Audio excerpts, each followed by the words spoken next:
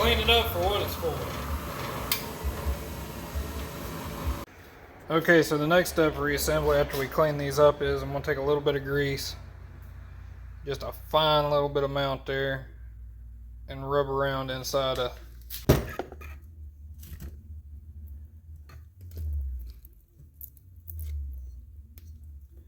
just to help our caps out a little bit.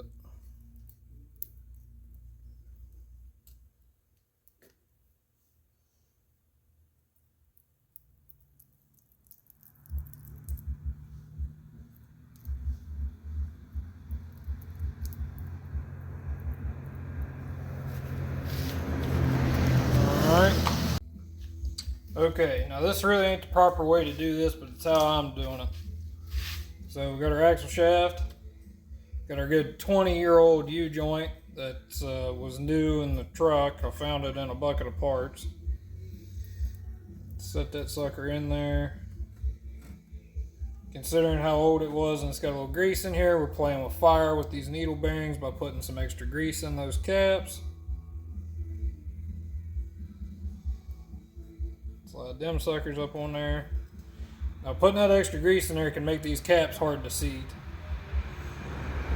but it is what it is. Now I'm going to take this over and I'll knock those two caps in, then we'll come back and mount the other side of this shaft on there. Okay, got them knocked in there where we're able to get our C-clips in the groove. Feels good and tight. Put the other yoke on.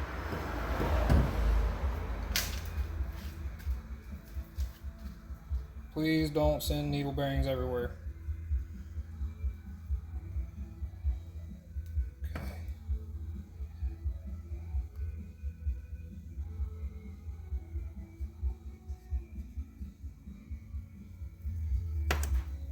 Load them up with grease.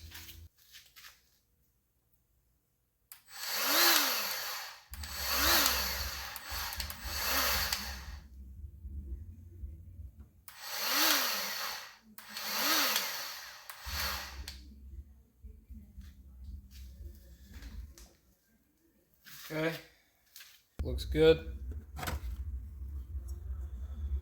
Slide our wobbly ass piece on here. Take our first cap. Here's our first cap.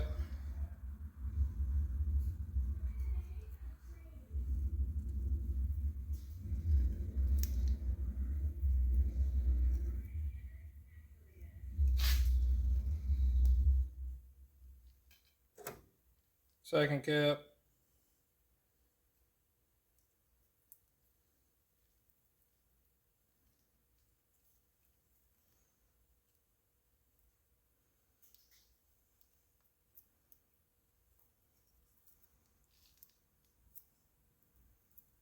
All right.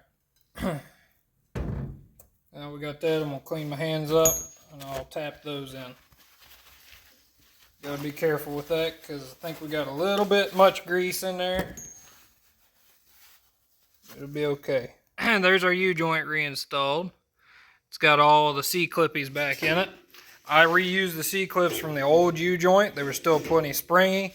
And basically the only reason I used them is because I didn't have a set and I wasn't buying a set to do this job.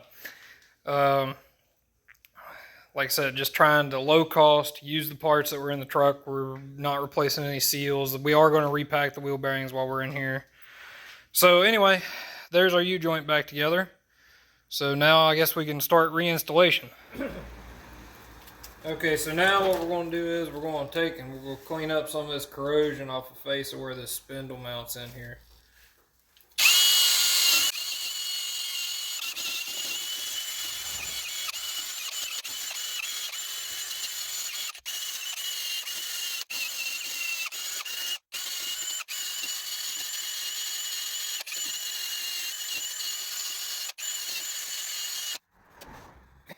Now we're going to do our best to slide our axle shaft back in.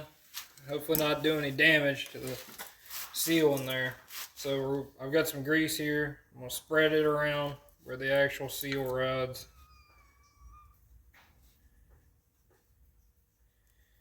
And all on these splines here.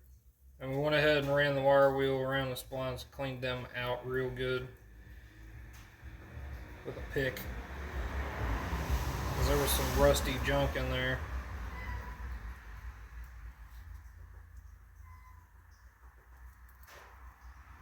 Okay, now slide this back in the housing and try to keep it as center as possible so as we don't disturb that seal.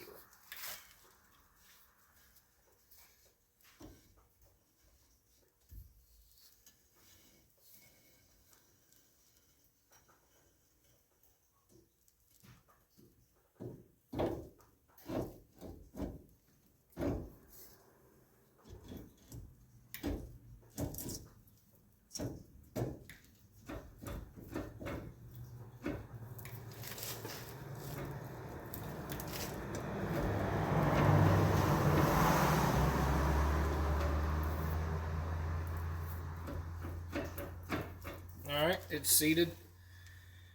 Okay, now what we need is a little anti-seize. Put a little bit of anti-seize in here where the spindle mounts at.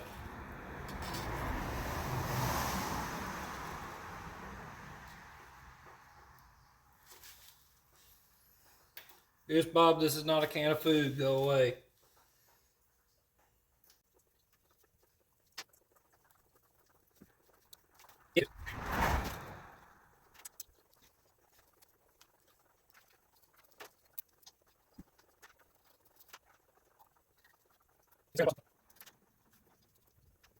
Considering there's a possibility we'll be back in here to this axle this deep at some point, it'd be nice to know that that's not going to be all rusted together when it comes time to tear it back apart. So now what we're going to do, we're going to take this spindle. I'm going to shove a paper towel down over where this bearing goes and this seal and such. I'm going to hold it here. And I'm going to wire wheel this part of the assembly also.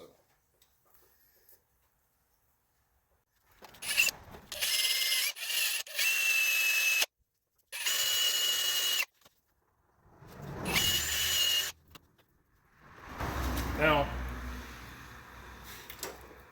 before we put this spindle back on, we're going to pop this seal and Teflon nut out here.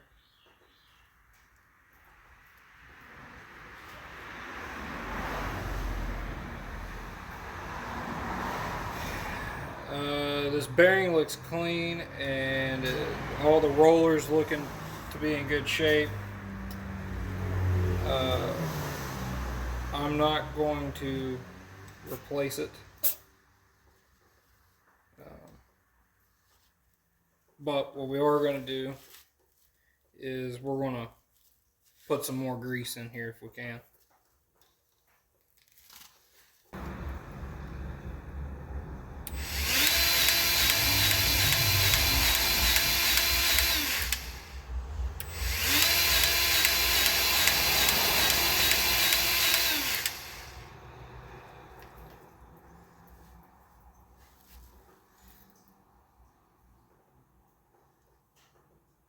try to stick that in those rollers the best we can there.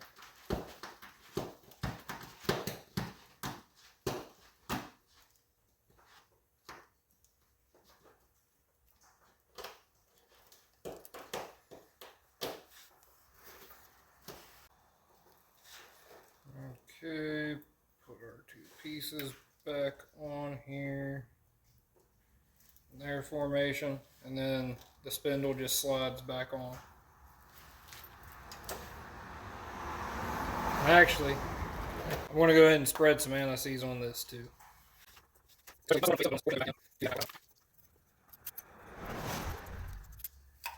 Okay.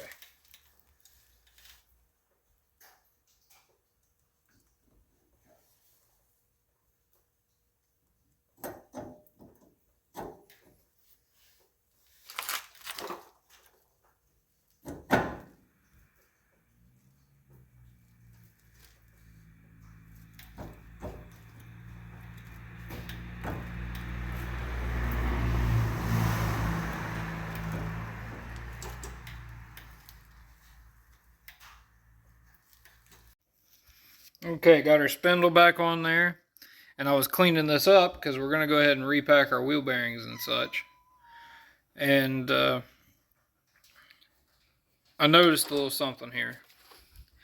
I think somebody had attempted to remove this spindle in the past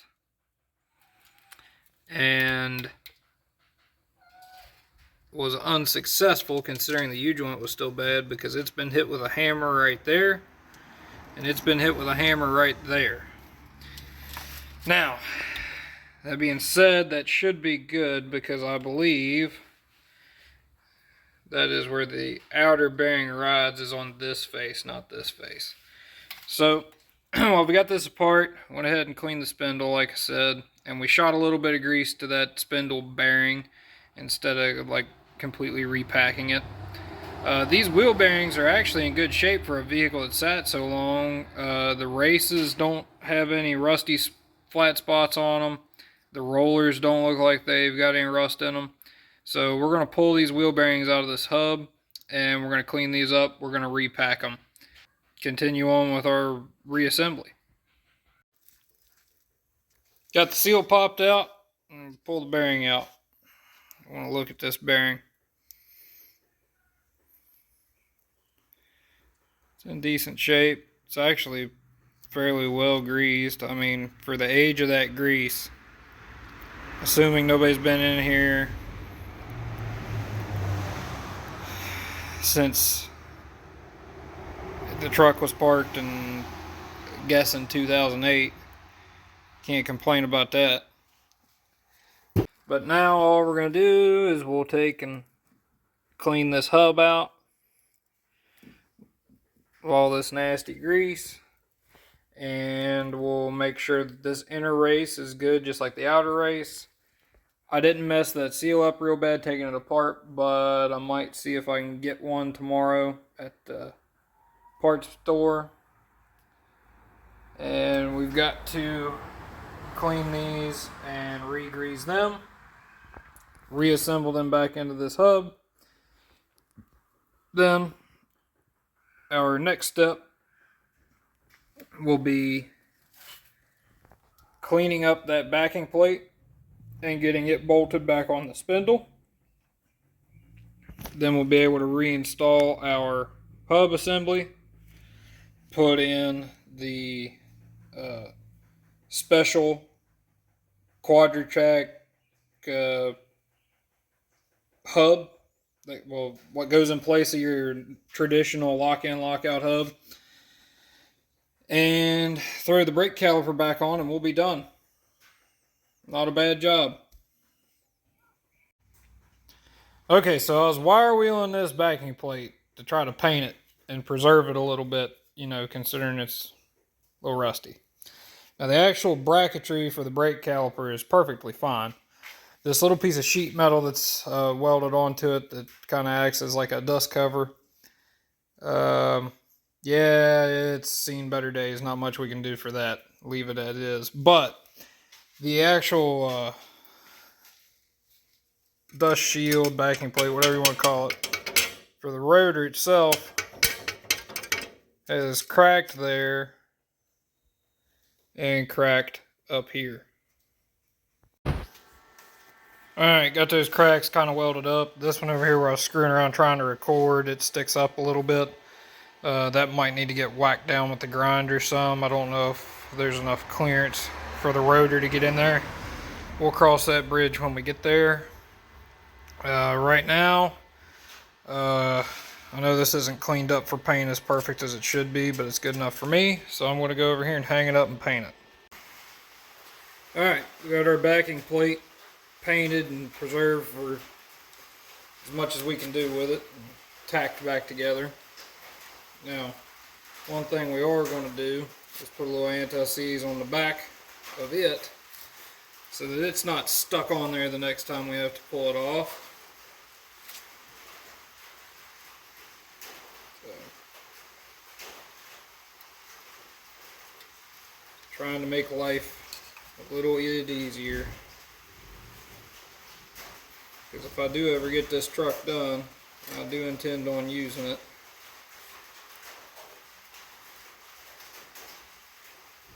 And its intention is to be used a little bit heavier than the factory anticipated. So I'm sure we'll be doing repairs.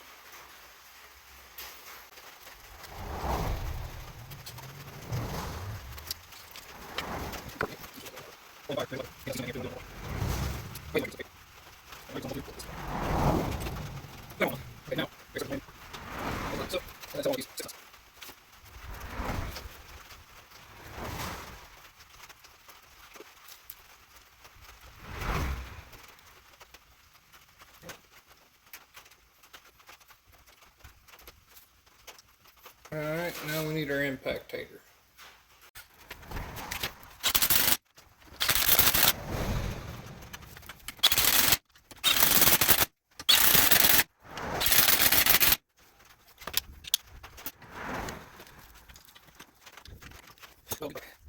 I've already lubricated our spindle with a little bit of excess grease.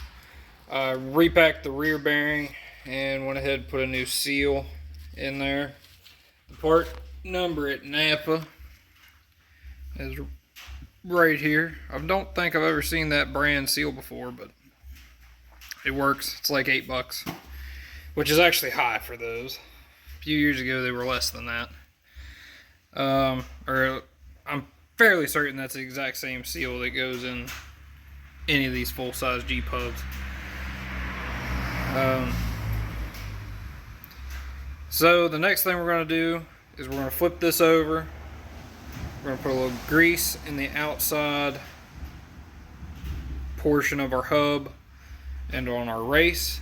Then we're going to slide our hub on and install our outer bearing. And then we've got to clean up all of the nuts, the washers, and that hub gear, so it keeps it locked in all the time. Alrighty, we're going to slide our hub back up on there. Hopefully our rotor clears a little bubble of weld there. I think it will.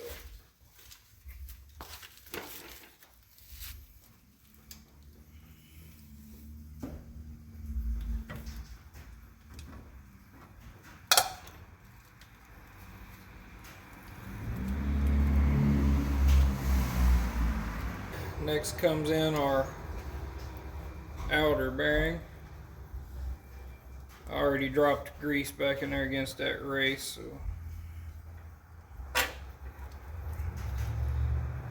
push it way back in there into place. Got extra grease coming out, so that's good. Next part that goes in is this washer.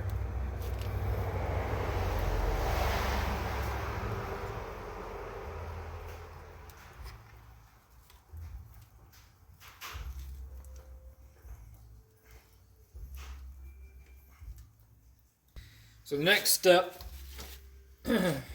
is our internal nut here. Gets wiped off. It has a little tip that pokes out. It goes in that holy washer. So you want to make sure that that's facing out towards you. And then you're going to reach in here and start this thing.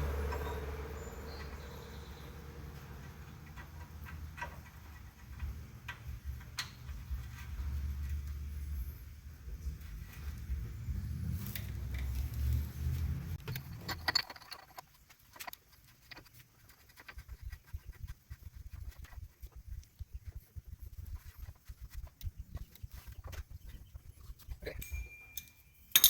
So I believe we've got her snug.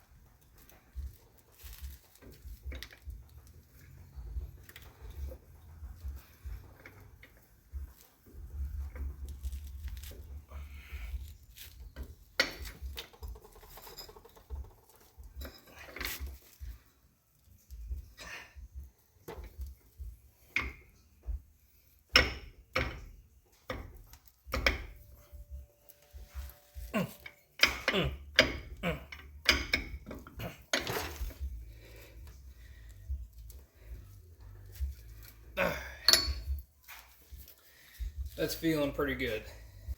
So the next step is we're going to clean up our holy washer here.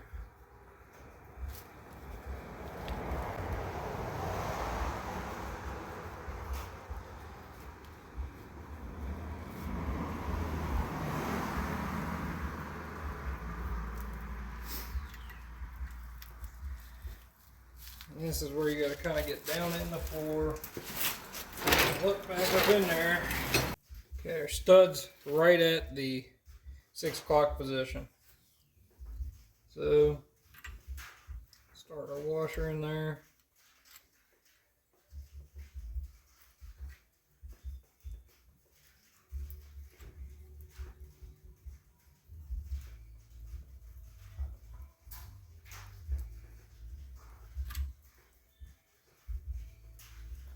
The reason that you've got to get that is where that washer is keyed.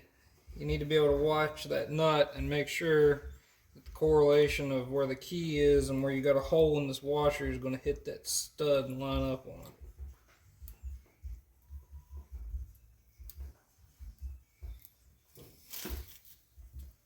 See.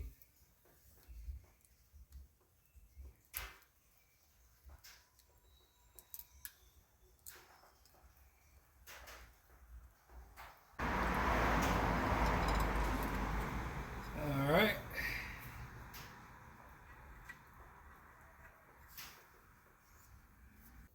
We're going to turn that nut just a wee hair.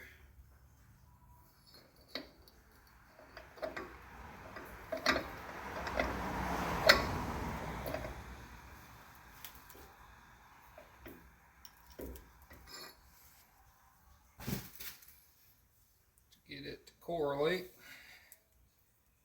Hopefully that was good enough.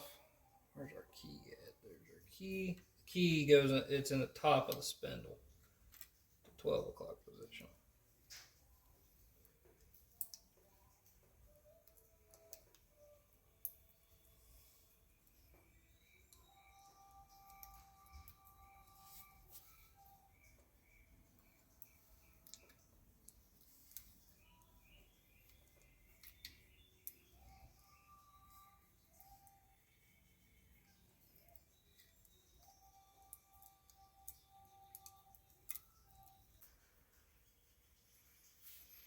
Okay, as you can see, it takes a little fiddling to get the proper wheel bearing tension preload, whatever the hell you want to call it, and get the keyway to line up, or get the little stud to line up with the Holy washer. So once you have that, we're going to roll this around another time or two, make sure we're still pretty freewheeling. Too loose will cause excessive bearing wear, and you'll see it in, it can also affect, you know, where the ball joints, where the tire wears, because the whole assembly is going to be able to hold weight like this. Too tight causes excessive heat, which ultimately will cause bearing failure also. So our next step is I've got to get on, do some research, and see what the torque spec is for the outer lock, or the outer nut here. It's probably not much. You just want to get it as close to right as it's supposed to be.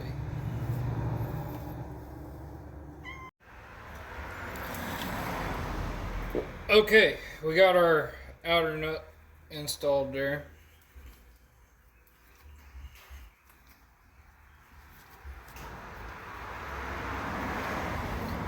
Feels decent. Alright. Okay, so our next piece that gets installed is this spring. So it just pushes back in against that washer we put. Okay, got our gear cleaned up fairly decent here. Rub a little grease on this sucker on the inside. I'd rather it be lubricated.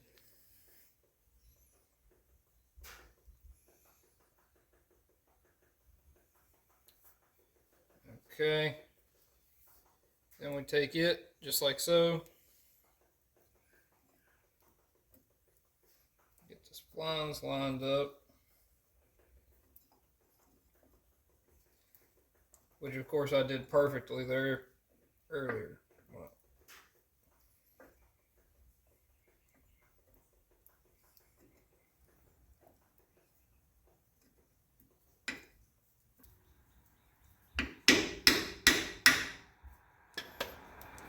There we go, just had to get it to start. I got too much grease shoved in there,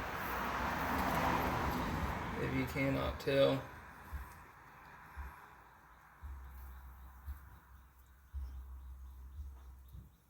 I might not even be able to compress this all the way back to that C-clip.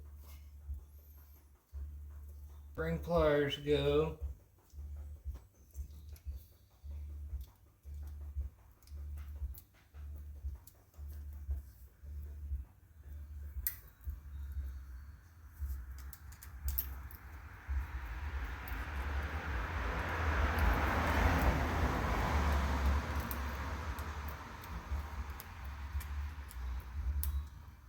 Our last step is I'm going to clean this cap up on the wire wheel. We'll pack a little bit of extra grease in here. Not a whole lot. Shouldn't need a whole. Actually, we probably won't even do that. Maybe a little bit. And we'll peck this sucker back into place. And then we'll be throwing the brake caliper on. We gotta get this grease off here. Throwing the wheel on, and we're done.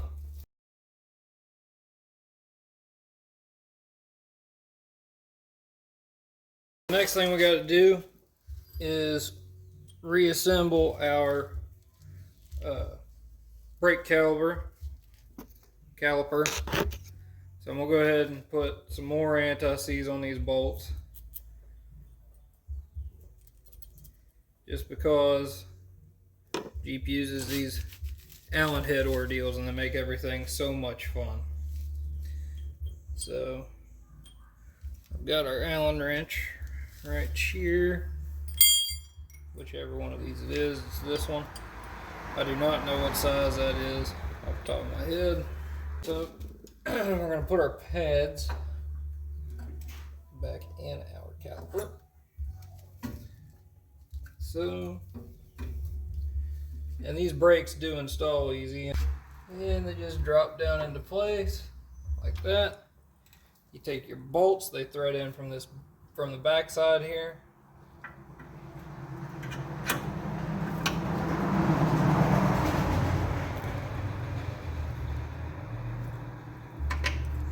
You line everything up with your pad and the hole in the caliper. Do the same on the bottom.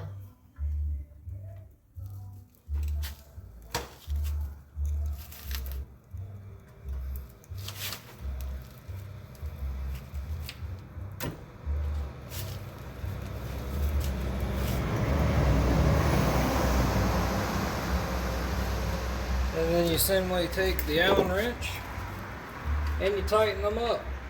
And there's no need to get crazy with how tight you tighten them. You just get them good and tight. These can always be a pain in the butt when you're taking them off of a vehicle that haven't had them removed in a very long time. It's good and tight. Alright, now we're down to just throwing the wheel back on. And we're done with this job.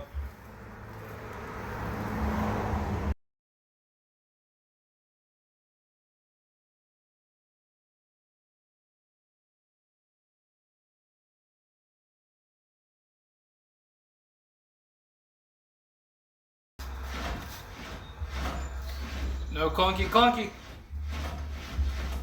I consider that successful. So if you're needing to replace an axle U-joint in a full-size Jeep, they're all essentially the same process as this, as long as they have the Dana 44. And come to find out, the only difference between a normal one with lock-in lock-out hubs and a Qudra-trac full-time four-wheel drive one is that you just got a gear that's all the time engaged here. So anyway, that was a good cheap project and something that needed fixed on this truck, and it's always handy when the previous owner bequeaths you parts. So y'all have a good one. Thank you for watching.